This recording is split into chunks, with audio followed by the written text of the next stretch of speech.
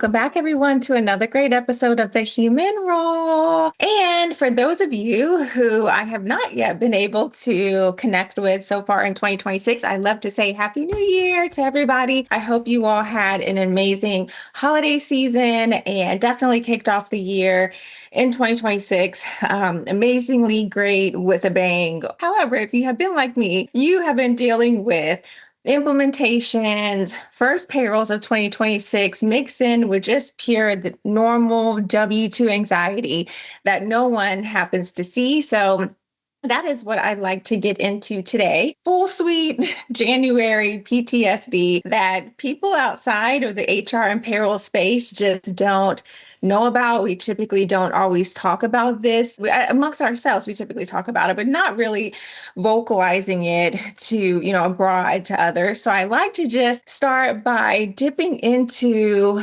just implementations.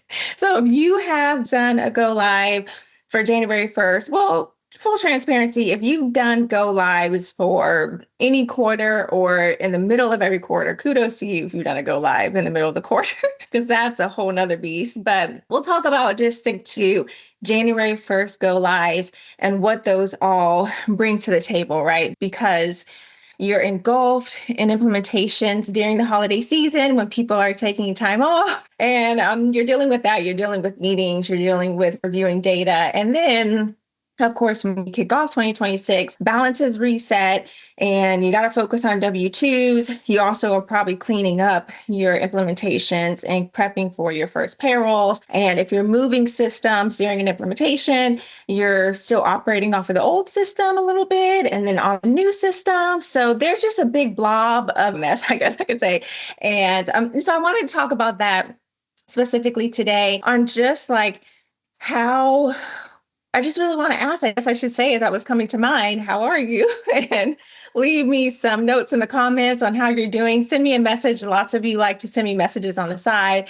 And if we're at any type of events, networking together, or if you have my number, just drop me a note, see if we can schedule some time to talk because it's a lot. I hope everyone is doing what they can to hopefully at this point, now that we're at the end of January and hoping that your W-2s at least have been pushed out, if they not are getting close to being pushed out, that you're doing okay and you're a lot less stressed, right? Because these are the things that we don't typically talk about, especially when you're maneuvering to multiple systems.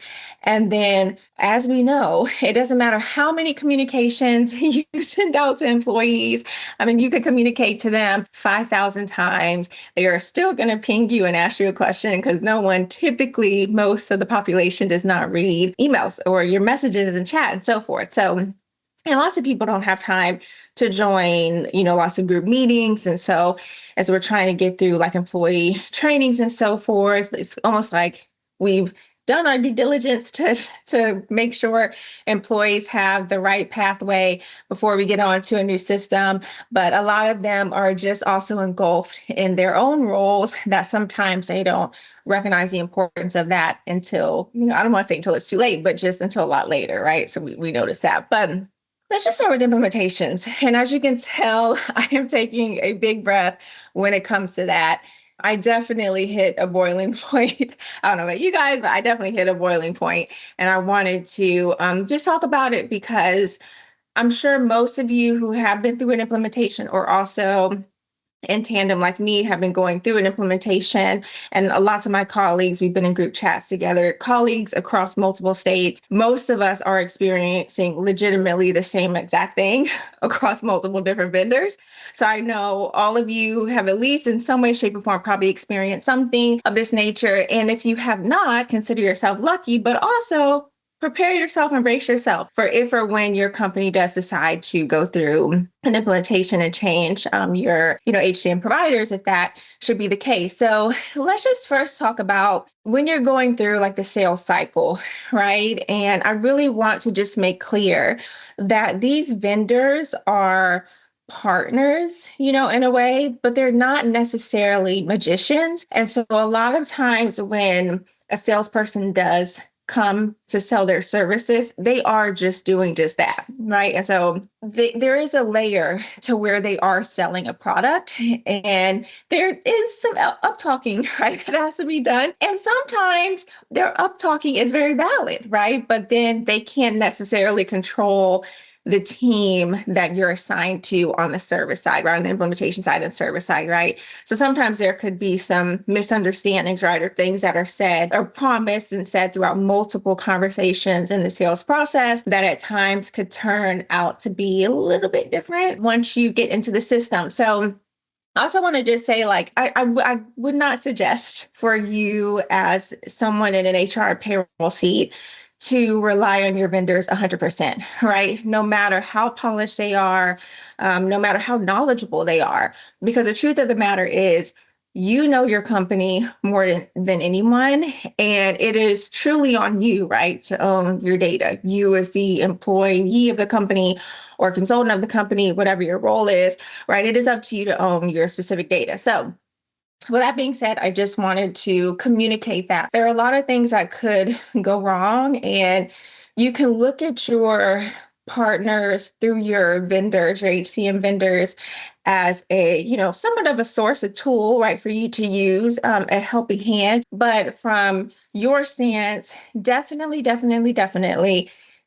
continue to take control of your implementation. Let's not go into an implementation where we think that our provider is going to do everything for us, right? And that may be, and I'm not speaking for every single vendor, and I'm not speaking for every single situation. So I don't want anyone to come at me, because there may be some vendors where that might be the case. But even if that is the case, please audit everything and own your own data, right? Because you know your company more than anyone, and take this time to make sure that you are checking all the boxes. So let's go into a few things that could be very commonly on the side of things that go wrong. Data conversions. I am so sick of hearing about data conversions at this time, data extractions, data conversions, to all the different years, data pooling, last 7 years, all of it, and then some, you name it. I have been through the ringer the last few months. So please understand, you need to ensure that your data that is being brought over is accurate. And another important note is that if your data in your old system or a process in your old system was outdated or not up to par, right?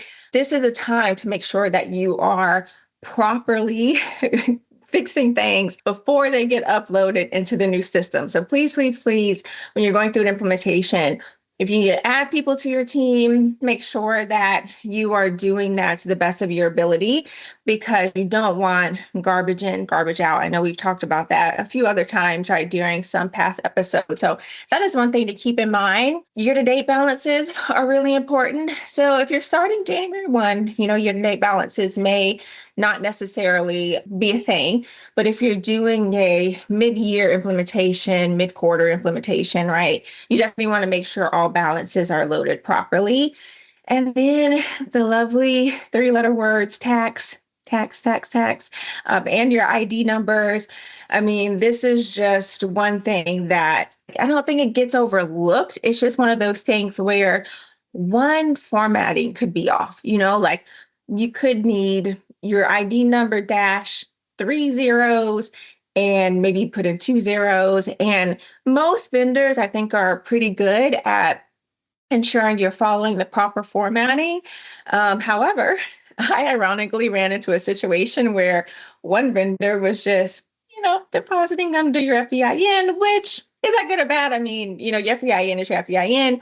But then another vendor was like, no, we need the proper ID format, and your FEIN is not that, right? And then if you're in a specific role where there's been turnover, right, that has been transpiring over the years, getting those logins to the states, figuring out, when ID number updates have come through the mail, who's been checking the mail.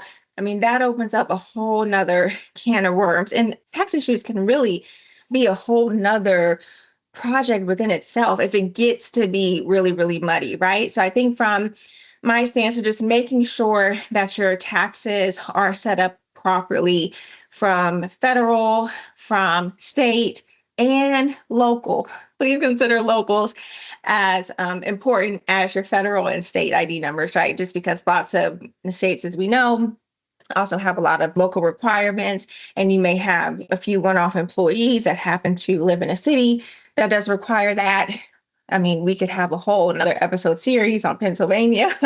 So it's just Pennsylvania locals, anyone knows, those are also at times a nightmare. So just make sure that you are also doing your due diligence. And I know that that is easier said than done because when we talk about reviewing and auditing this, you also still have your normal day to day going on. And so, like how I mentioned before, you're on your old system, still trying to get through your day to day, tacked on with this new system that you're going through, training on, getting the data updated, and then also like testing things. I mean, it is truly, truly, truly a whole nother job, right? And so if your company can budget to bring in another person on your team or contractor consultant that can kind of like help on the side, I would highly recommend that because some of the stuff does start to like boil over.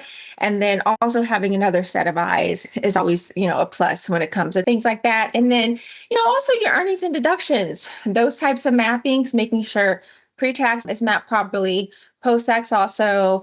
You also have the difference from benefits with your domestic partner. So those are also really critical to review and just make sure that those are being done properly. And then naturally, overtime calculations, and also just depending on the different state laws, right? If you're in California, that's most critical, especially with making sure meal penalties are programmed in accordingly. So there's a lot of things that go into what we need to do when we're reviewing the data.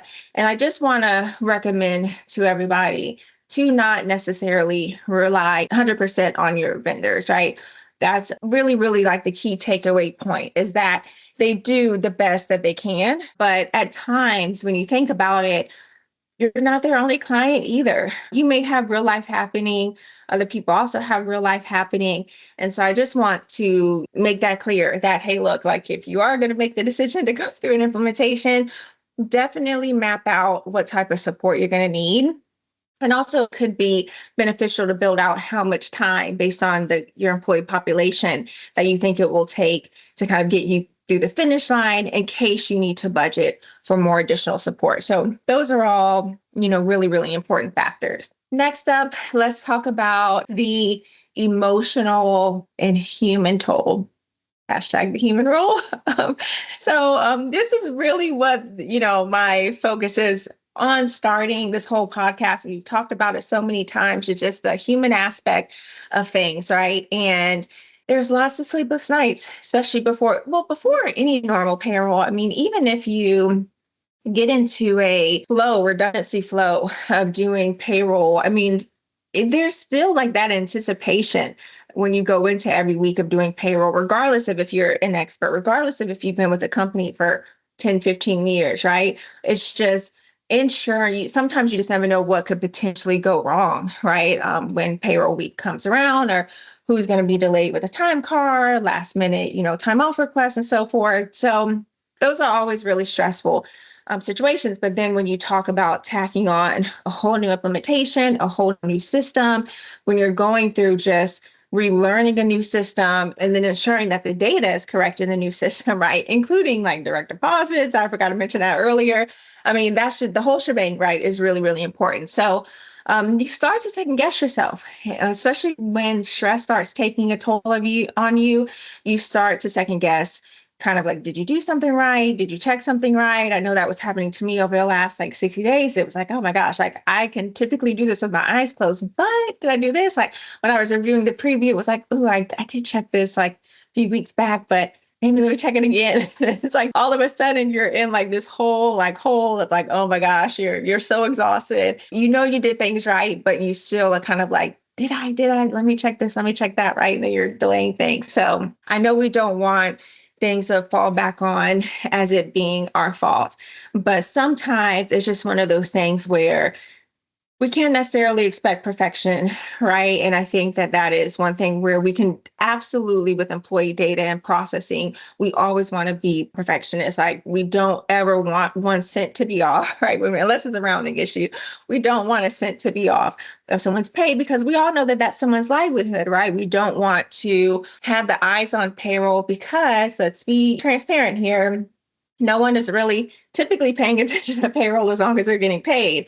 But if something negative happens, then of course, all eyes are on you. So especially going through an implementation, it's already a really big deal. And so a lot of times that calls for a lot of sleepless nights, right? And we're carrying the full weight on our shoulder. I don't necessarily want to say alone. Some of us in our roles could potentially be alone or have very slim teams. Other of us may have larger teams, but certain people may not be experts in certain areas. And so there could be certain things that just fully fall on you to do, which would cause a heavy burden. So I just think we observe a lot of stress that employees don't necessarily see or feel. There's a lot of emotional labor, right? And it can be really, really exhausting, but everything is fixable. I had to just tell myself that it's like, you know what? Everything is fixable. Like I have literally gone through everything over and over. It's like, it'll be fine. If something happens by a long shot, then we'll fix it. I'll be all on alert. I'll be here and I'll jump on it and I'll fix it. Luckily for me, that didn't necessarily transpire, but for anyone out there who is currently experiencing that or feels as though, they're afraid to go through an implementation because of that, just know that there is light at the end of the tunnel and you can absolutely fix anything that, especially could potentially go wrong in the system. All righty. So let's talk about just like a check-in moment. Did everyone get paid? Yes, I did. Let's just cheers. Like, yeah, we got paid. Now, I don't know on your side, truly, if that was the case. I know a lot of my colleagues were heavily, heavily working super late, including myself, on ensuring that payrolls got through and the data was correct and direct deposits were correct and names and socials and everything were correct. Then just making sure like taxes were calculating correctly from bonuses to severances. And now we're at the home stretch. And in January, W-2s, I would imagine for the vast majority of people are at least already posted electronically online or are close to being posted within the next, few days or so, and then also being mailed out as well. So I know that here draws in more questions. I'm kind of funny in a group chat with a bunch of payroll peeps of mine. It's like, look, we have communicated out to W-2s. For any employee listening out there, remember that there are those things in the system where you can receive your W-2 electronically, right? And a lot of times that is your choice for you to select whether you get your W-2s and pay stubs electronic. Sometimes companies make it mandated, but just depending on certain states, it is required for employees to select whether they want something in the mail or whether they want something electronic. I know a lot of times you may forget that your W-2s are electronic and you may not remember why you selected your W-2s to be electronic, but I really wanted to talk about that today, especially because that came through in a group text today. And it is so funny that lots of employees actually expect us to know why they selected electronic W-2s. We have no clue. We have no clue, ma'am or sir. We have no clue why you selected that. But for me, workaround for that is like, look, if an employee is having trouble logging in, I will just send your W-2 securely for you, right? I can pull a PDF and send it naturally. We'll send it securely because it is sensitive data, but definitely take the time on my payroll peeps. I mean, I know the next few weeks will be really tough. It'll be tough in the next few weeks as people, the early filers who want to get their W-2s. And then we'll get another rush come early April into March, early April for the late stragglers and filers who want to go through and also can't find anything. So just know that if you have not received anything in the mail for your W-2, I would say by the middle of February should be a kind of good testing point. Just know that you may have it electronically online and you can log into whoever your HCM provider is and pull that information on your own. All righty. So I wanted to go through some hard key lessons, right, that I would really want to share for everyone. My suggestion when going through an implementation is that running a parallel payroll is truly a non-negotiable. I would recommend at least running 2. I know lots of people like to run 3. two at minimum. Um, but I know a lot of times when things get delayed in implementation, those are pieces where your provider may say, oh, we don't need to necessarily run that. Oh, we can hold off on that. Please, please, please continue to do your parallel test payrolls. Those are literally the most critical things that you're going to need to do, because those will actually show you your employees. Like, you can verify totals, right? Balances of your employee salaries. You can go through like your employees' names. Lots of time you can go through taxation. I know towards the end of the year, running test payrolls are really, really important for employees that have capped out on their Social Security, employees that have already met like maybe over $1 million in certain bonuses or commissions. Those pieces get them to different taxation points, right? That we also on the payroll side have to check.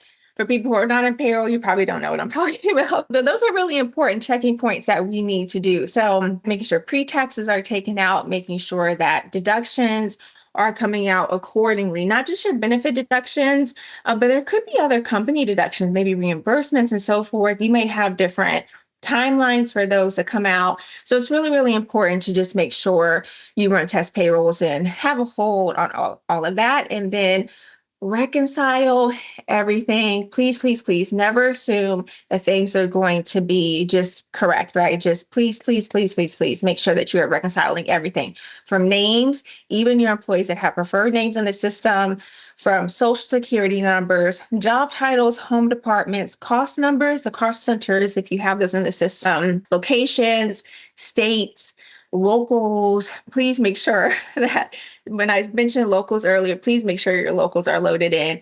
Direct deposits, I know that that's also tough, but just making sure those are in. Even like dependents, making sure they're on the right plans, making sure that the beneficiaries are correct in the system and coded to the proper life insurances that employees want. Now, some of you may have your employees go in and log in and review and do this. I always think that it's a good checking point. I would say with implementations being like our responsibility to make sure that we are auditing and reviewing that information, but it is very critical for your employees to also, I think, not very critical. I guess I would say it's a good idea to have your employees also log in, get registered in the system, get trained on the system well before your first payroll. If you have time to do that, I would say at least a few weeks before your first payroll is run, and then allowing them to go in and review their information, right? Because they could potentially catch certain things about the information that you may not have been able to do. So those are all really, really important things for you to check, just to reconcile everything. And keep like all of your reports. I would just say run crazy amounts of reports from your old system. Keep them saved in a secure drive, just everything, so that you have everything for your own knowledge in case you need to go back and reference that. Lots of times, if we're changing over systems, our old system would be shutting down pretty soon thereafter, right? And so we want to make sure we have all of that data. If you've not already been keeping it housed, we have all that data housed too. And another thing I want to recommend is, as things are being requested on certain calls, when you're going through implementation, you may have, like, I promise you guys, no lie, like maybe 10 meetings a week with multiple different groups, depending on how many modules you're purchasing, right, within another vendor. You may have a lot of meetings, and lots of times there's decisions being made on these meetings. And in a perfect world, after every single meeting, you would get a recap of the meeting or breakdowns on a project plan. But I would say more times than none, that doesn't necessarily happen. And so for your own records, I would definitely say to document everything, right? So that you don't have any issues going forward. And then if you need to escalate, do your best to try to escalate early. A lot of times we try to just, okay, we don't want to ruffle any feathers. We don't want to, we'll just be polite about it. Maybe this person was having a bad day, but escalating and voicing your concerns early on is a lot better than doing it later, because you've lost out on a lot of time.